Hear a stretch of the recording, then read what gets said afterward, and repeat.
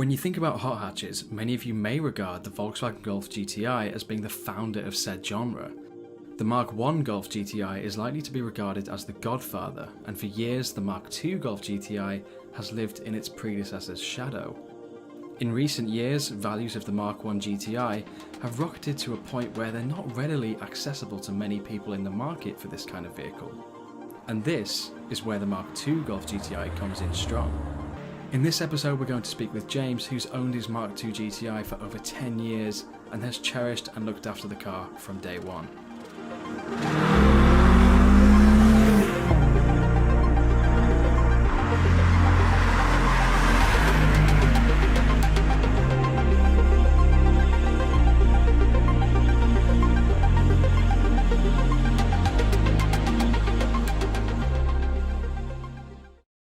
Okay, James, thanks very much for bringing your Mark II Golf GTI down. I understand you've owned this car for quite a long time. Do you want to tell us a bit about why you bought it? Yeah, so I've had it coming up to 15 years now, and it was actually a gift Really? from basically when I was like 16, I really wanted like an old car to do up and loved classic cars and stuff. And my dad's mate said he had this old Golf. It was been sat in his barn for like 6-7 years. And if I wanted it, I could have it because he was going to scrap it. Awesome. Don't want to scrap it. Yeah, so I got it as a naive 16-year-old, and tinkered away hour after hour. Probably breaking more stuff than I was fixing, but so here we are today, really. Awesome. Yeah, I mean, it looks fantastic. I can see you definitely looked after it, and I was actually going through your build thread, and all the amazing things you've done to it over the sort of 15 years you've had it. So you've had it for a really long time. So what sort of things, like what condition was it in when you got it? Was there much to do? It was pretty rough at the time. Obviously it'd been off the road for sort of 6-7 years, so it was in pretty bad shape. Needed a bit of welding to get through an MOT, brakes, all that kind of normal sort of stuff. Corrosion issues? Corrosion issues, standard. But I put a new battery on it, changed the oil, and it kicked straight up after all that time. I'm still using the same engine and block and everything today. The saying to you earlier, I use it a lot on track and stuff now, and it gets an absolute pasting. And but it holds it up? It amazes me every time, to be honest. So have you done much to the engine itself? Is it pretty much standard? So engine wise, the bottom end is completely as it came out of the factory. I've not done any bearings or anything like that on it. It's just as it was. The head's been completely rebuilt. I've got a slightly more aggressive cam, full stainless exhaust with 4-branch manifold. And that is about it for engine mods. It's fairly standard. Yeah, it's really impressive, particularly as you're tracking the car. Like, it must take a decent amount of abuse, and it clearly shows how good these engines are from factory. Yeah. Have you raised the rev limit at all, or is it still? No. The cam has helped a lot, because as standard it would kind of tail off at like 4.5-5 grand. Okay, yeah. And it would just rev but wouldn't go anymore. The cam isn't super aggressive. It's quite a mild one. So it's basically just, it pulls hard all the way to the red line now. It doesn't kind of tail off, which is exactly what I wanted. So I suppose out on the road that probably makes it quite interesting, doesn't it? As you get to the top of each gear, it kind of makes it a bit more exciting. Exactly. Yeah, it's great. So I think horsepower wise, did we say about 130? Was about 130. Yeah, nothing crazy. Yeah. I think like modern stuff today, people, if it hasn't got 300 horsepower, people don't look at it. Exactly. But it's quite crazy, to be honest. And we mentioned before the weight's around 950 kilos. So around that. Power to weight ratio, it's pretty decent. But obviously this car is not about kind of out and out statistics, is it? So, no, it's not at all. No. Yeah. So I understand you tried to adopt a bit of a Clubsport type spec with this car. So something obviously Volkswagen didn't do from factory. And obviously using it for track, is that kind of allowing you to get the most out of it on the road, and also kind of going into the track realm as well? So I went down a bit of a Clubsport route. I'm a bit of a purist at heart, so I love kind of all the original stuff. Like when I took it to have the cage put in, I had everything out of the car. It literally had a steering wheel, and the clocks were just zip tied up so I could get there. And I drove it down, and I just thought, what have I done? This is horrendous, and it was horrendous driving down. So that was definitely the confirmation that I needed, that I wanted to keep the carpets in, keep the dash in, headlining, door cards, and just almost make it like if VW were to have made a Mark II Golf that was a bit of a track day car. You know, this is what kind of route they would have gone down. Yeah, absolutely. And I totally appreciate that as well, because actually as time goes on, stuff like interior parts, they become rare, and a lot of people do away with them. So I think almost having that makes it quite special, and I love how you've basically got the exterior pretty much standard apart from these wheels again. These BBS wheels. Yeah, they're from an E21 BMW, I believe. Okay, I recognise the style now. Yeah, definitely. Yeah, absolutely love those, and on NS2R rubber as well. Yeah, that's pretty hardcore stuff for the road. So, how do you find that? They're absolutely brilliant. They're for the weight of the car. I've had friends who've had them on other stuff and have not liked them. But for this car, the power, the weight, they're brilliant. They're really good in the wet, and you know, in the dry, they lap after lap after lap. Yeah. There's no bother at all. So very pleased with them. It's a fantastic build. I really like everything you've done with it. I think it's great as well. I can tell you're an enthusiast. I've seen you driving on YouTube. You know what you're doing. So yeah, absolutely. I guess, well, there's only one place for this. Shall we take it out on the road and see what it's like? Go. Yeah, let's do it. Nice one.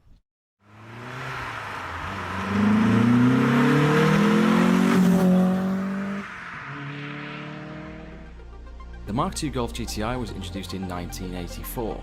It offers many advantages over the Mark I in the driving dynamics department. Initially, it featured a 1.8-litre inline 4-cylinder engine with 2 valves per cylinder producing 112 horsepower, as we see in James's car here, except for the slight bump in power as noted. Some have regarded this model as a bit underwhelming, whereas others hold it in extremely high regard. Weight stands at around 960 kilos, which gives it a very favourable power to weight ratio, and this ultimately allowed for a 0 to 60 time of 8.4 seconds and a top speed of 120 miles an hour, certainly impressive for its time.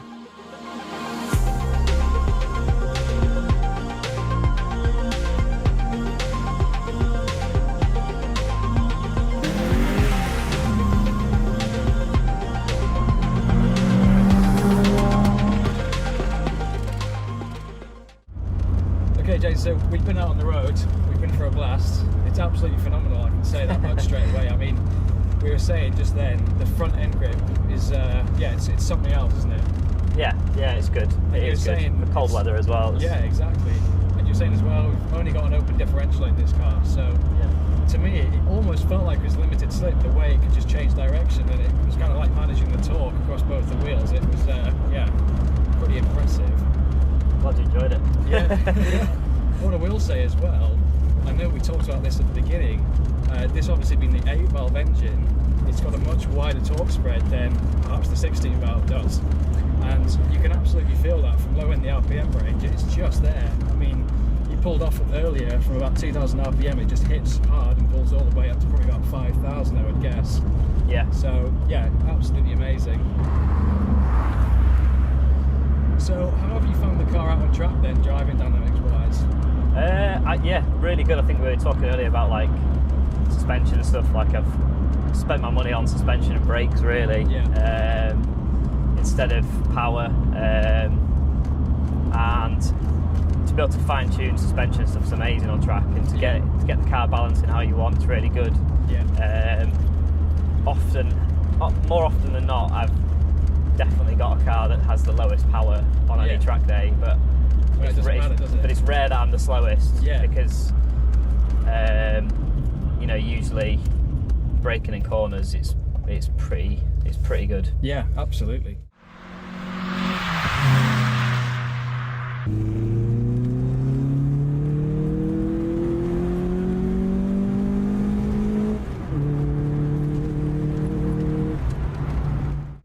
Yeah, and I think as well you were saying that it's really very balanced on track, isn't it? Front to rear, it seems like. And when we were kind of coming down these roads earlier, the rear end of the car seems to really follow the front very, very well. Yeah, it's got it's just standard anti-roll bars as well, so rear anti-roll bars can make these quite snappy at the back, and I didn't want that. I have been able to tune the suspension quite well to get the back to move as much as I want it to move. But yeah, it's not snappy at all. It's pretty well planted. Yeah, that sounds great. And I take it no understeer. There was certainly no hint of understeer when we were on here a few minutes ago. I take it that's fine on track as well. Yeah, no, it's front wheel drive, so you're ultimately limited. You know, it is wrong wheel drive essentially, but for a front wheel drive car, it's pretty direct. Yeah, no, that sounds great.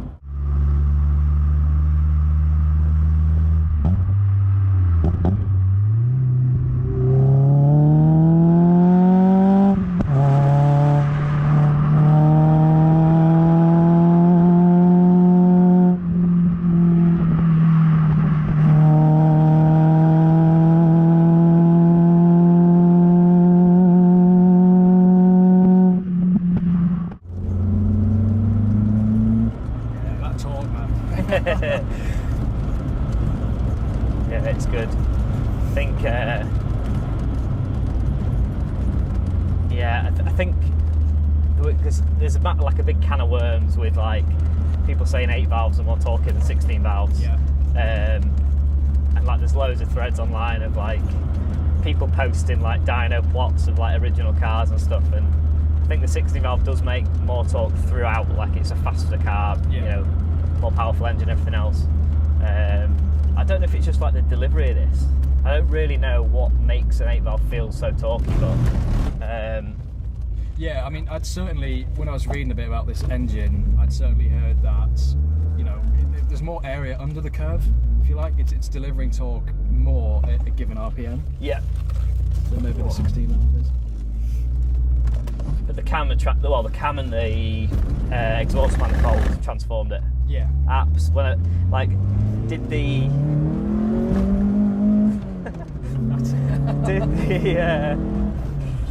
What's the power now? Yeah, I did the cam and it felt amazing. Then exhaust manifold came after that, and the stainless exhaust, and that it was like they both went and worked together. You know, producing a bigger bang and getting the air out quicker, like made a massive difference. Yeah, it totally makes sense. And I think although the ride is stiff, it feels really well damped. Like it seems to just be able to deal with the bumps and not get unsettled. Which is that's when you know you've got a good suspension setup. Yeah, I'd definitely say it's probably my favourite thing about the car anyway is definitely the suspension.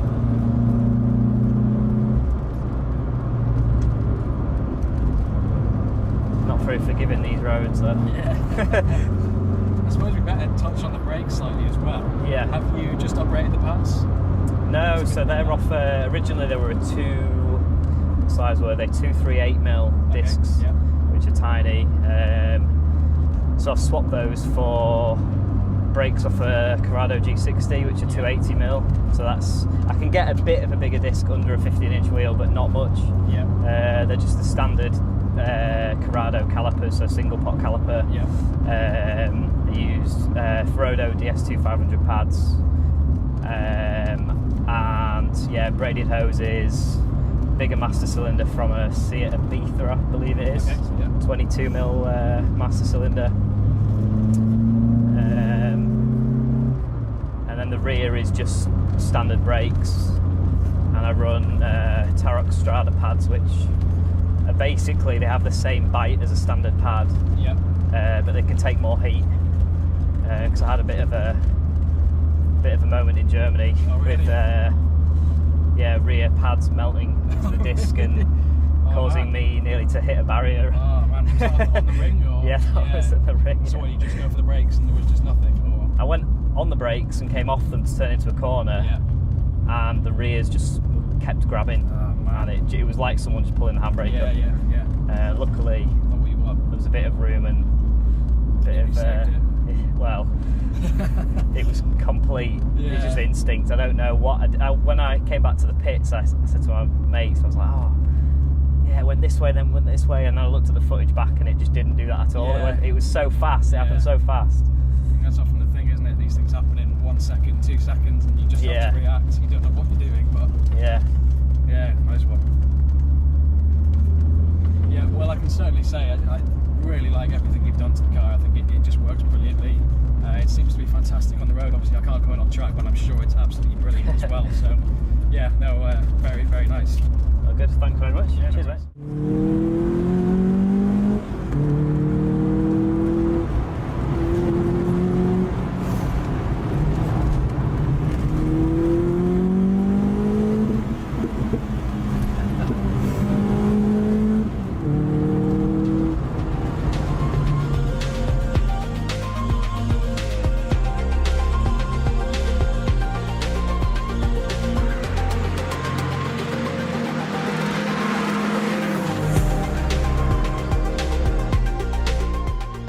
I think the important thing to note with a car like this is that performance figures are nowhere near the top of the list. Open one of these older Golf GTIs out on a good B road and you'll feel as connected to the road as can be. The 8-valve model still remains popular thanks to its wider torque spread, meaning the power is arguably more usable.